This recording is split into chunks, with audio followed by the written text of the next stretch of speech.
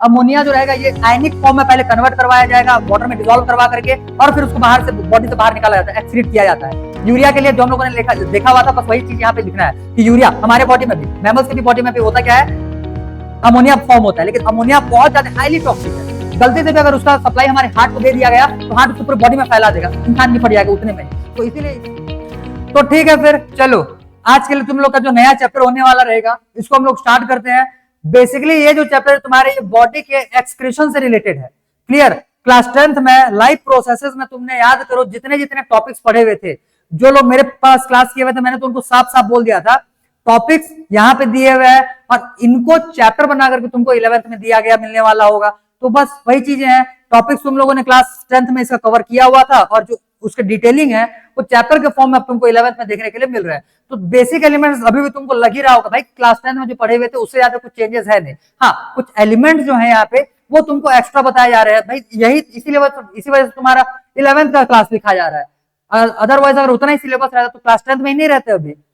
ठीक है, तो इस हिसाब से क्लास 10th के एलिमेंट्स तो भर भर करके यूज होंगे ही होंगे, और 9th और 10th का सिलेबस तुम्हारा एक भी स्टेटमेंट छूटेगा नहीं, पूरा का पूरा वहां पे हम लोग यूज करने वाले रहेंगे। इसीलिए मैंने तुमको बायोलॉजी के पहले ही क्लास से बोल दिया था अगर हो सके तो 9th और 10th का साइंस पूरा नहीं, फिजिक्स केमिस्ट्री का उतना लोड नहीं होता, बट बायोलॉजी जो है इसको तुमको प्रॉपरली 9th और 10th का समझा हुआ रहना चाहिए, तब जाकर के 11th का सिलेबस समझ में आता है, समझ में आता है। क्लियर? मतलब समझने वाले पार्ट, अब देख ही तो रहे हो यहाँ पे समझने वाले पार्ट तुम्हारे आधे हैं तो आधे लर्निंग एलिमेंट्स है। ठीक, चलो भाई ठीक है। तो आज के लिए हम लोग का नया चैप्टर होने वाला होगा, हेडिंग लगाओ,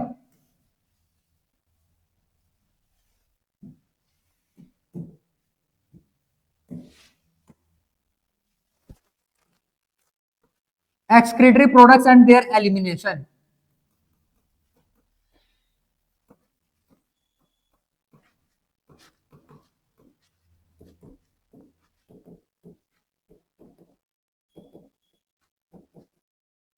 छोटा सा चैप्टर है, बहुत ज्यादा खींचेगा नहीं, मान करके चलो हार्डली 4 से 5 क्लासेस में इसको रैपअप कर लेंगे हम लोग।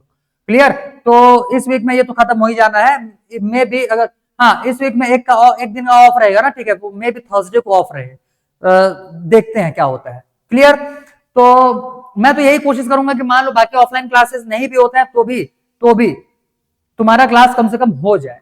ठीक, बाकी देखेंगे वो थर्सडे या फिर वेंसडे को ही पता चलेगा तुम्हारा क्लास जो है तुम्हारा ऑफ होने वाला होगा या फिर कंटिन्यू करेंगे।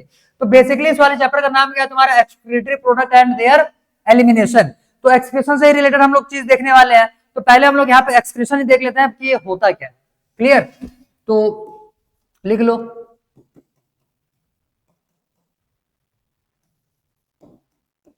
अब देखो हमारे बॉडी में बहुत सारे वेस्ट प्रोडक्ट बनते हैं। अब वेस्ट प्रोडक्ट जो तुम्हारा फॉर्म होकर के आएगा, जाहिर सी बात है उसके लिए भी तुम्हारे बॉडी में कोई ना कोई सा रिएक्शन होना चाहिए। तो हमारे बॉडी में जब हम लोग फूड को कंज्यूम करते हैं तो पूरे डाइजेशन का प्रोसेस चलता है, उसके लिए तुम्हारा डाइजेशन के स्टेप बाय स्टेप प्रोसेसेस होते हैं।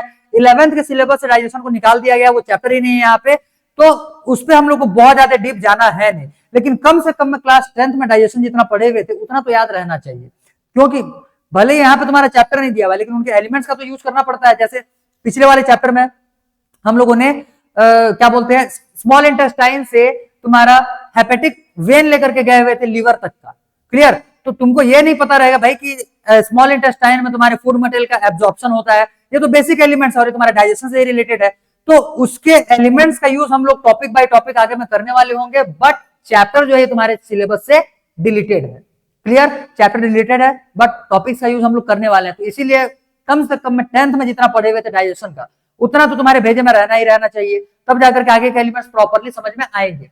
तो एक्सक्रीशन बेसिकली हमारे बॉडी में एक्टिविटीज बहुत सारे होते हैं, तो जब हम लोग फूड कंज्यूम करते हैं तो हमारे बॉडी में मेटाबॉलिक एक्टिविटी चलता है। क्लियर? तो एक तो हो जाएगा तुम्हारा मेटाबॉलिक एक्टिविटी, सेकंड नंबर पे हो जाएगा जब हम लोग क्या बोलते हैं एक्सेस अमाउंट पे डाइजेशन परफॉर्म करने वाले रहेंगे। तो इन दोनों प्रोसेसेस में हमारे बॉडी में भर भर करके बहुत सारे क्या बनने वाले होंगे, वेस्ट प्रोडक्ट बनने वाले होते हैं। समझ में आ गया? तो ये जो तुम्हारे वेस्ट प्रोडक्ट बनकर के आएंगे ये किसके किसके वजह से हुआ है, बेसिकली तुम्हारे बुक में यही दो चीजें दिया हुआ है, यही दो प्रोसेसेस दिया हुआ है, तो इन्हीं दोनों को चिपकाना है। तो लिखो due to metabolism and excess digestion.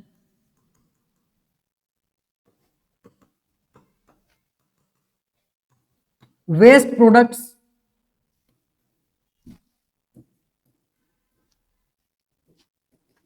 Waste products like, नाम तो दिया हुआ है भर भर करके, स्कूल एग्जाम्स में इसका डेफिनेशन भी पूछ दिया जाता है, तो भाई पूरा लिखना पड़ेगा फिर वहां पे तुमको। तो होगा क्या, लाइक क्या क्या दिया हुआ है बोलने से, ammonia,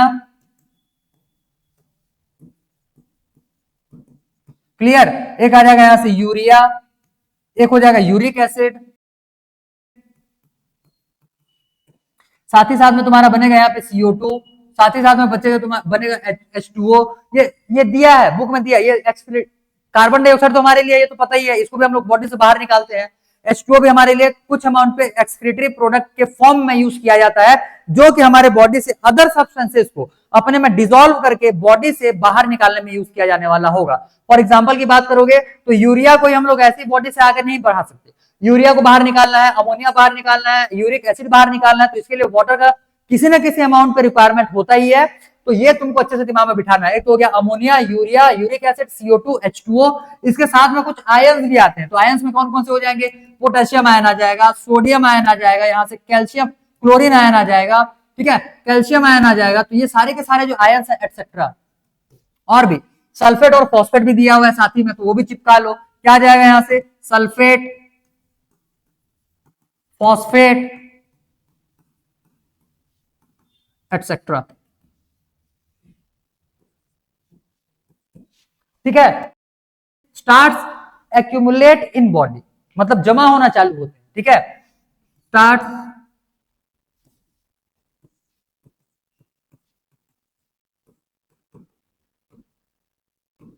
accumulate in the body, so need to remove constantly,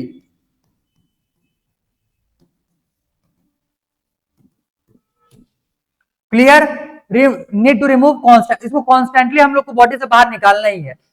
body में रहा है तो भाई वो तुम्हारे लिए टॉक्सिक है, समझ में आ रहा है, वो तुम्हारे लिए हो जाएगा टॉक्सिक, और टॉक्सिक मटेरियल भाई हम ही पहुंचाने वाला होता है, इसका तो कोई तुम्हारे लिए बेनिफिशियल ऐसा कोई तुमको क्या बोलना चाहिए एक्टिविटी वो प्रोवाइड करेगा नहीं, क्लियर। तो इस हिसाब से so need to remove constantly, और इसी प्रोसेस को हम लोग क्या बोलते हैं, excretion, constantly, and this process is known as excretion,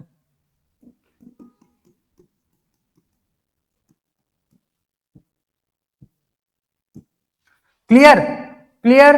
तो ये हो जाएगा भाई तुम्हारे एक्सक्रीशन को लेकर के एक छोटा सा प्रॉपर डेफिनेशन, जो कि स्कूल एग्जाम्स में अगर लिखने के लिए आए तो तुमको वहां पे फिर इसको चिपकाना पड़ेगा, ठीक है। चलो अब यहां से हम लोग देखेंगे कि ये जो एक्सक्रीशन रहता है बेस, अच्छा पहले इसको लिखो तो जल्दी, इसको लिखो, इतना लिखो जल्दी फटाफट, फिर हम लोग देखेंगे कि एक्सक्रीटरी प्रोडक्ट्स मेन कौन कौन से होते हैं। अच्छा डन, गुड, वेरी गुड। तो अब नेक्स्ट हम लोग देखेंगे, हाँ ध्यान देना, जो भी हम लोग यहाँ पे अभी एग्जांपल्स देने वाले रहेंगे वो तुमको अच्छे से याद रखना है, क्योंकि एग्जांपल्स इसमें से भर भर करके पूछे जाते हैं। और पिछले वाले चैप्टर का भी मैंने जो टॉपिक छोड़ा था उसमें भी तुमको भर भर करके एग्जांपल्स देखने हैं, और एग्जांपल्स तुमको एनी हाउ याद रखना पड़ेगा। मैं ये दो टॉपिक्स को अभी कराने से बचने वाला था, मतलब नहीं कराने वाला था, क्योंकि मैंने तो अभी एनिमल किंगडम पढ़ाया हुआ ही नहीं है, ठीक है, और ना ही तुम्हारे टिश्यू वाले चैप्टर को कंप्लीट किया हुआ है। खैर टिश्यू वाले चैप्टर का तो यूज होगा नहीं यहाँ पे बहुत ज्यादा, यहाँ पे जो है तुम्हारा एनिमल किंगडम का अच्छा खासा यूज है, क्योंकि जब तक तुमको एनिमल्स के डिफरेंट क्या बोलते हैं, जितने भी टाइप से क्लासिफिकेशन होते हैं, सारे क्लासिफिकेशन के बारे में अगर नहीं पता रहेगा भाई तो यहाँ पे तुम एग्जाम्पल समझ नहीं पाओगे, और रट्टा मारोगे हाँ तो तुम्हारे दिमाग से वो उतर, इतने सारे एग्जाम्पल्स हैं कितने को रट पाओगे, क्लियर। इससे बढ़िया रटने का काम जो वो एनिमल वाले किंगडम का चैप्टर में जितना रटने का था वो कर लिए, अब उनका यहाँ पे तुमको यूजेस यूजेस देखने हैं, ठीक है। चलो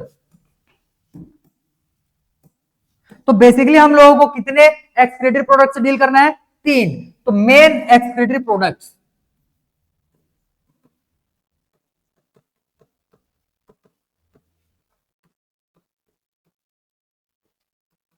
मेन एक्सक्रीटरी प्रोडक्ट्स, तीन टेबल बनाएंगे, तीनों को एक साथ लिखेंगे, ठीक है।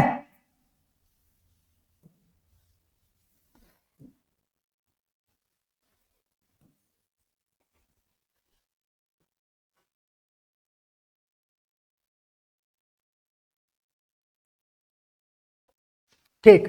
तो यहां पे हमारे पास तीन मेन एक्सक्रीटरी प्रोडक्ट बन करके आते हैं जो बॉडी में फॉर्म होते हैं। क्लियर। पहले नंबर पे आ जाएगा अमोनिया,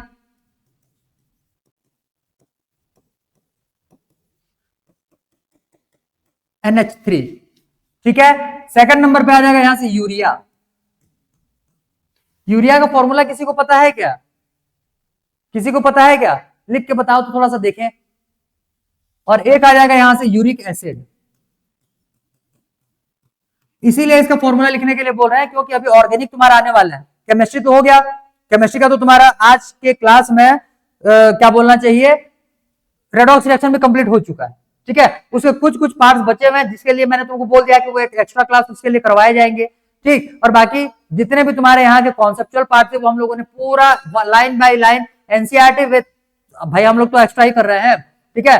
तो वो तुम्हारा हो चुका है यहाँ पे कंप्लीट। अब जो है ये केमिस्ट्री का सीधा तुम्हारा ऑर्गेनिक का पार्ट आ चुका है। अब हम लोग को देखना है वहां पे ऑर्गेनिक केमिस्ट्री। दो चैप्टर्स बचे हुए हैं लेकिन वही तुम्हारा एक महीने का टाइम खाएगा।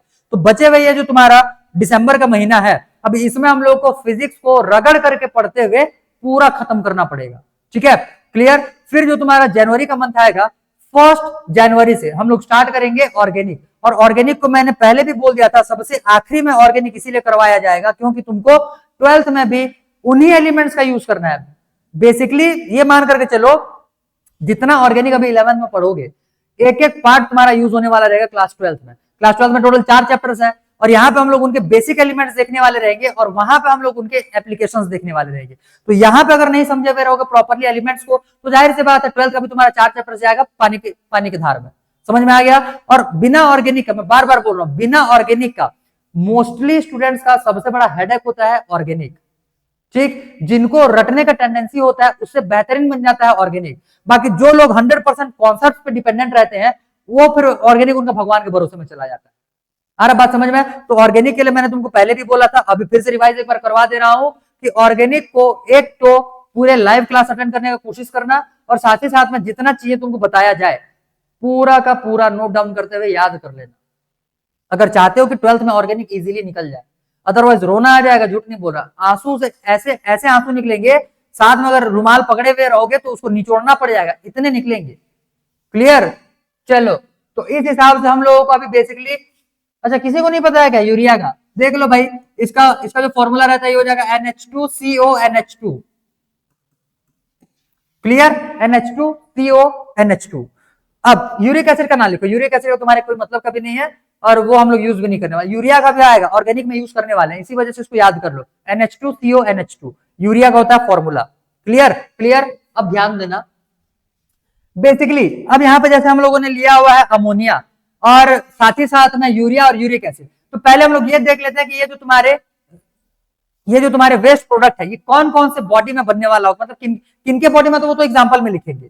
ठीक है। ये वेस्ट प्रोडक्ट किनके बॉडी में एक्सक्रीट करने वाला, किया जाने वाला, ये एक्सक्रेटरी मटेरियल है ना, मेन एक्सक्रेटरी प्रोडक्ट, मतलब एक्सक्रेशन इन्हीं का किया जाने वाला होता है। तब हम लोग इसको क्या बोल रहे हैं, मेन एक्सक्रेटरी प्रोडक्ट। तो एक्सक्रेशन में अमोनिया बाहर निकाला जाएगा, यूरिया बाहर निकाला जाएगा, यूरिक एसिड बाहर निकाला जाएगा।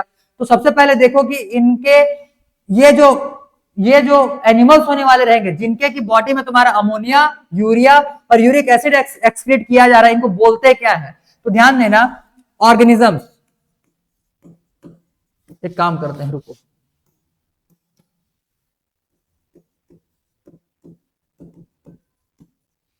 ऑर्गेनिजम्स, अमोनिया जिनके बॉडी में एक्सक्रीट होता है एक्सक्रीटरी प्रोडक्ट के फॉर्म में, इनको हम लोग बोलते हैं अमोनोटैलिक।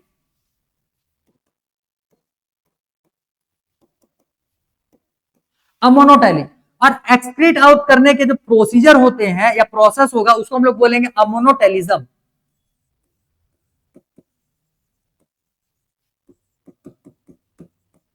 प्रोसेस ऑफ एक्सक्रीशन, इसको हम लोग क्या बोलेंगे, अमोनोटेलिज्म।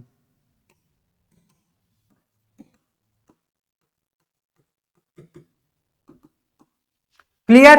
सेम वैसे यूरिया को जो एक्सक्रीट करने वाले ऑर्गेनिजम्स होने वाले रहेंगे जिनके बॉडी में एक्सक्रीटेड प्रोडक्ट यूरिया के फॉर्म में बनने वाला होगा, इसको हम लोग बोलते हैं यूरियोटेलिक। यूरियोटेलिक। ठीक है। और इस प्रोसेस को क्या बोला जाएगा, यूरियोटेलिज्म।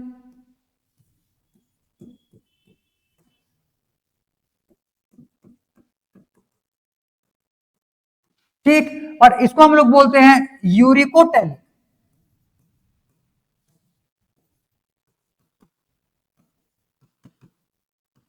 यूरिकोटैलिक ऑर्गेनिजम्स, और इस प्रोसेस को क्या बोला जाएगा? यूरिकोटैलिज्म। प्रोसेस को क्या बोला जा रहा है? यूरिकोटैलिज्म। ठीक है, तो ये हो जाएंगे भाई तुम्हारे वो ऑर्गेनिजम्स जो कि इन एक्सक्रीटरी प्रोडक्ट्स को बॉडी से बाहर निकालने वाले हैं, और साथ ही साथ में इनका प्रोसेस। क्लियर? इसके बाद हम लोग देखेंगे टॉक्सिसिटी, मतलब कितना जहरीले हैं ये।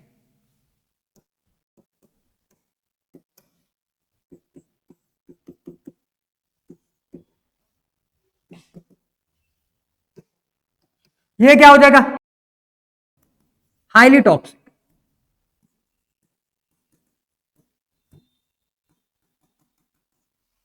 हाईली टॉक्सिक, बहुत ज्यादा टॉक्सिक होता है। सबसे ज्यादा टॉक्सिक यही होता है, अमोनिया।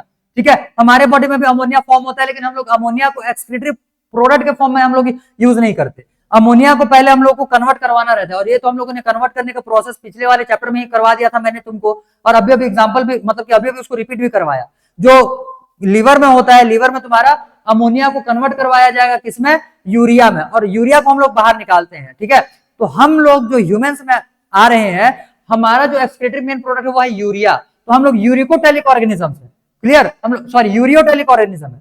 क्लियर? हम लोग क्या है? यूरियोटैलिक ऑर्गेनिजम्स है। अब ध्यान दो, हाईली टॉक्सिक ये हो गया, ये तुम्हारा मॉडरेट टॉक्सिक होता है, और ये जो हो जाएगा तुम्हारा लीस्ट टॉक्सिक होगा।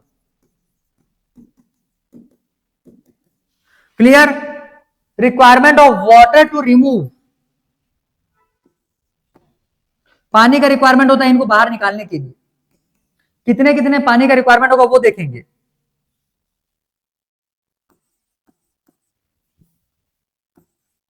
सीधा लिखो, water required to remove.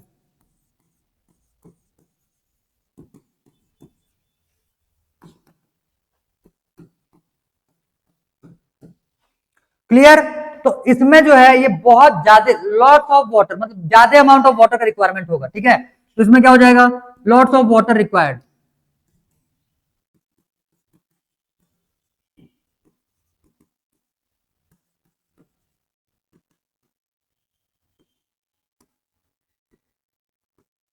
Clear? इसमें हो जाएगा लेस वाटर रिक्वायर्ड, ज्यादा पानी नहीं, लेस रिक्वायर्ड। ठीक है, मॉडरेट मतलब कि होना चाहिए। ठीक है, लेस वाटर रिक्वायर्ड।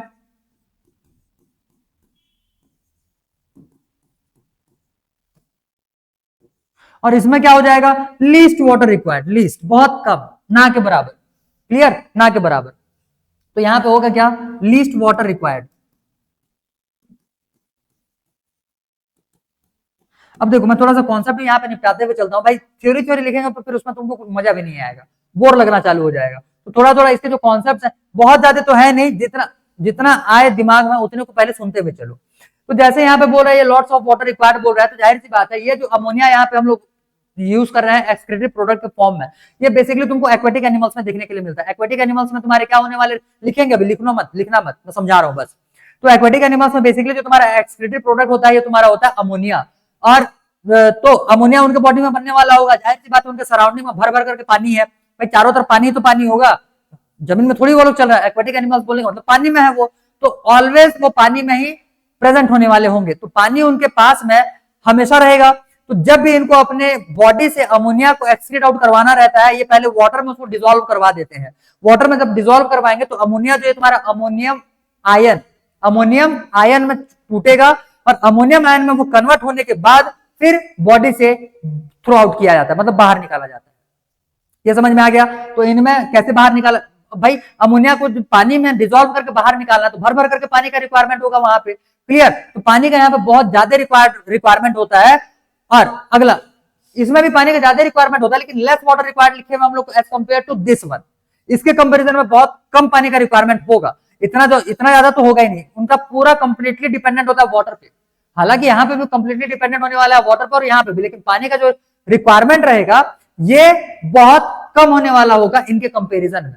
ठीक है? ठीक है, चलो भाई। तो यहाँ पे वाटर रिक्वायर्ड टू रिमूव हो गया। अब इसके बाद में और क्या पॉइंट लिखेंगे इसमें? कितना हो गया? 1 2 3 4, 4 पॉइंट्स हो गए। इसका एग्जांपल ही लिखो, पांचवा पॉइंट तो वही हो जाएगा। एग्जांपल में लिखो,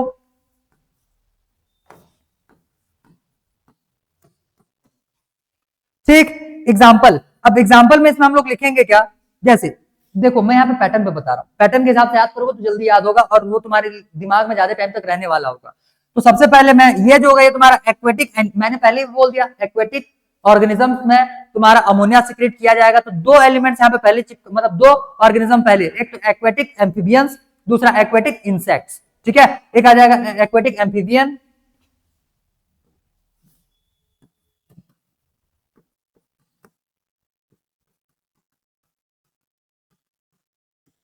और एक आ जाएगा, ध्यान देना इसके एग्जाम्पल में हम लोगों ने लिखा हुआ एक्वेटिक एम्फीबियन। मेरे को थोड़ा सा छोटा बना लेने दो क्योंकि इसका थोड़ा सा भर भर करके है एग्जाम्पल। वेट,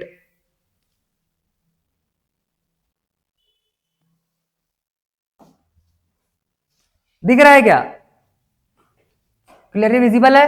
हाँ ठीक ठाक दिख रहा है। चलो तो अब यहां पे मैं क्या बोल रहा था, एक्वेटिक एनिमल्स, यहां पे हम लोग को लेना है एक्वेटिक एनिमल्स में एक्वेटिक एम्फीबियंस।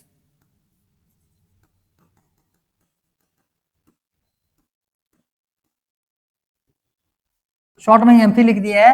और एक्वेटिक एम्फीबियंस तुम्हारे यहाँ पे यूज होंगे, जो कि मेनली तुम्हारा रहने वाले होंगे किसके, कहां पे बोलने से, वाटर में। और एक्वेटिक एम्फीबियंस में क्या क्या आ जाएंगे, लार्वा जैसे आ गया, टेडपोल आ गया। ठीक है, तो ये तुमको यहाँ पे देखने के लिए मिलने वाले ये हो जाएंगे इसके एग्जाम्पल में। एक्वेटिक एम्फीबियन हम लोगों ने लिया हुआ इसके एग्जाम्पल में। टेरेस्ट्रियल एम्फीबियंस जो रहते हैं वो हम लोग लेंगे इनके एग्जाम्पल में। तो यहाँ पे लिख लेना टेरेस्ट्रियल एम्फीबियंस।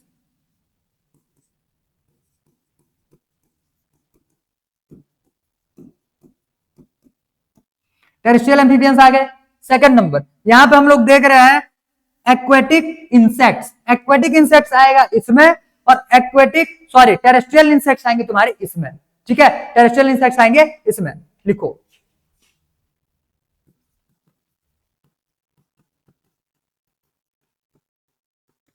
Aquatic insects.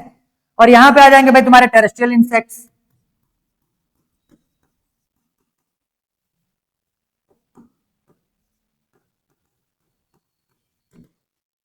यहां पे आ जाएंगे टेरेस्ट्रियल इंसेक्ट्स। ठीक है, चिपकाओ, चिपकाते चलो, इसका एग्जांपल लेके याद आते जाएगा, इसको लिखते हुए चलना है। अच्छा पहले मेरे को लिख लेने दो। ठीक है, तो एक्वेटिक एनिमल्स यहां से हो गया। अच्छा थोड़ा सा चेक कर लेना ना, वो थोड़ा सा नेटवर्क डाउन हो रहा है, अगर ब्लर हो रहा होगा तो दो, अच्छा एक सेकंड रुको, 10-15 सेकंड थोड़ा सा वेट कर लो। फ्लक्चुएट हो रहा है क्या है भाई, फिर वो यहाँ पे नाम लिखवाऊंगा सुनाई देगा नहीं, कोई मतलब का निकलेगा नहीं, प्रॉपरली ऑडिबल भी तो हो। ठीक है, डन, ठीक, क्लियर है, क्लियर अब आ रहा है, क्लियर अब आ रहा होगा। ठीक है, आगे देखो, तो हम लोग कहां पे थे, हाँ टेरेस्ट्रियल एम्फीबियन यहाँ पे आ गया। तो यहाँ पे हम लोगों ने लार्वा ले लिया है, टेडपोल ले लिया है, एक्वेटिक इंसेक्ट्स ले लेंगे। ठीक है, जो मॉस्किटो वगैरह रहते हैं छोटे मोटे, वो तुम्हारे आ जाएंगे पानी में। नेक्स्ट उनके जो छोटे छोटे ऑर्गन मतलब कि नए ऑफस्प्रिंग्स रहता है ना, वो पानी में रहने वाले होते हैं। ठीक है, मतलब मच्छर जो रहता है ये तुम्हारा अंडा पानी में जाकर के देने वाला होगा, क्लियर। और वहीं पे उसका जो नया ऑफस्प्रिंग आने वाला रहता है वहीं पे ये डेवलप करेगा। आ गया ये समझ में, क्लियर। अब इसके बाद फिर एक्वेटिक इंसेक्ट्स के बाद में यहाँ पे हम लोगों ने टेरेस्ट्रियल एम्फीबियंस लिया हुआ है, तो इसमें क्या आ जाएगा, फ्रॉग आ जाएगा जनरली। Clear, clear. इसके बाद अब एक तो तुम्हारे बोनी फिश जो रहते हैं, बोनी फिश जो रहने वाले होंगे वो तुम्हारे एग्जाम्पल में आएंगे किसके बोलने से, अमोनोटेलिक में। और अगर ये तुम्हारा कार्टिलेजिनस फिश होगा जैसे शार्क, क्लियर, कार्टिलेजिनस फिश,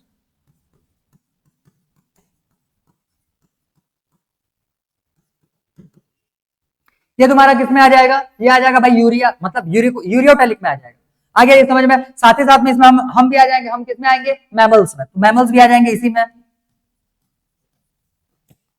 ठीक है, तो ये हो जाएंगे भाई तुम्हारे इसके एग्जाम्पल्स। और टेरेस्ट्रियल इंसेक्ट्स जो रहेंगे वो तुम्हारा ये हो जाएगा किसमें बोलने से, क्या है भाई, यूरिकोटेलिक में। ठीक है, यूरिकोटेलिक में। चलो इतने को नोट डाउन करो फटाफट, जल्दी नोट डाउन करो फिर आगे बढ़ेंगे।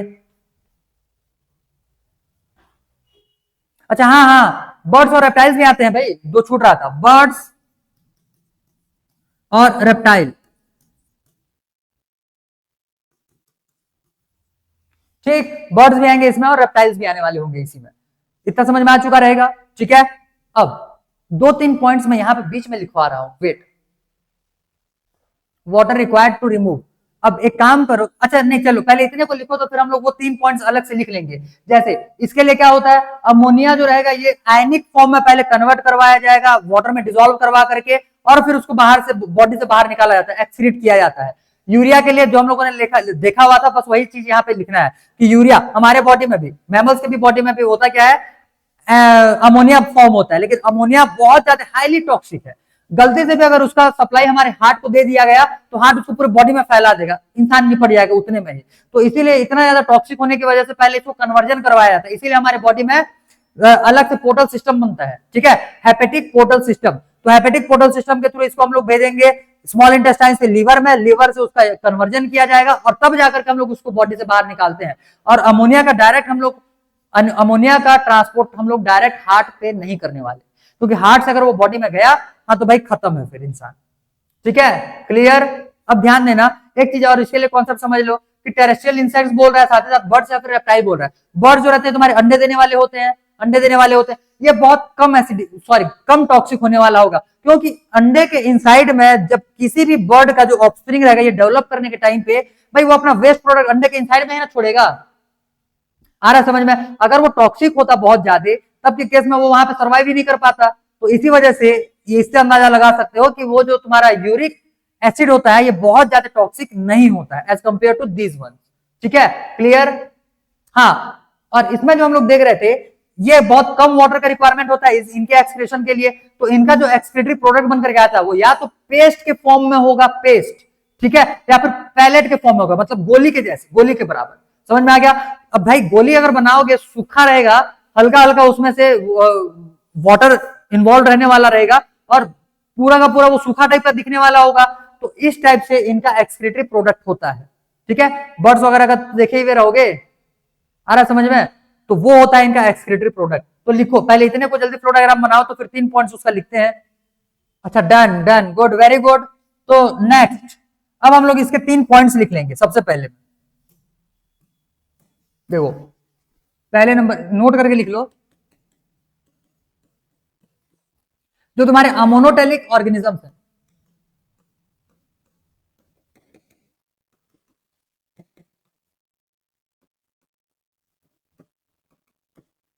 organisms excrete ammonia by dissolving in water.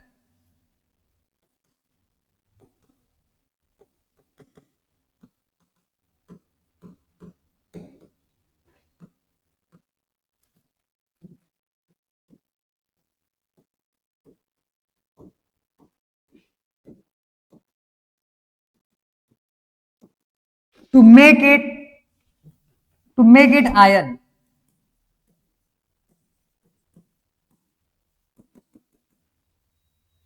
And ammonium ion is the excretory product of ammonotelic. Make it iron and ammonium ion is excreted from body liquid.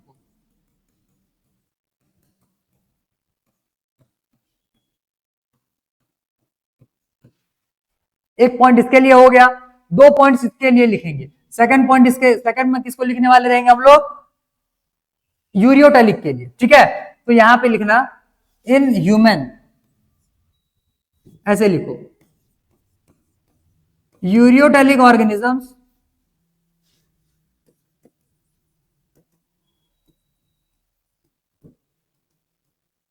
convert ammonia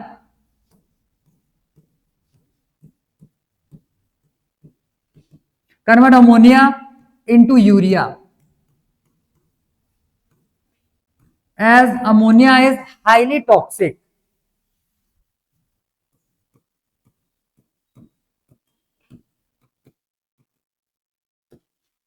As ammonia is highly toxic, ठीक है। और excrete किसको करने वाले रहेंगे, urea को। अब भाई प्रोसीजर मैंने तुमको 2 बार बता चुका है पहले, तो इसको अच्छे से दिमाग में बिठा लो। यूरिया का कन्वर्जन कहां पे होता है बोलने से, लीवर में होगा।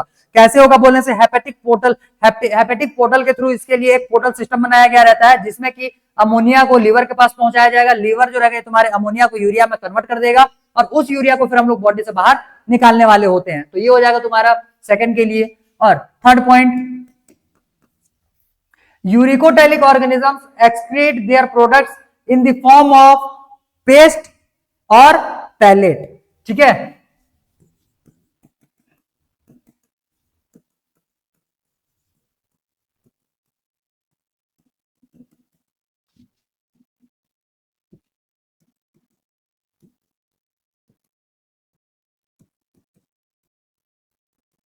excrete their waste in the form of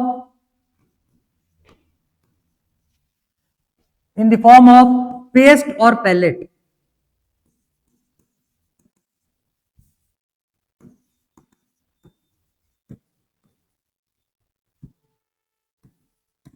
in the form of paste or pellet।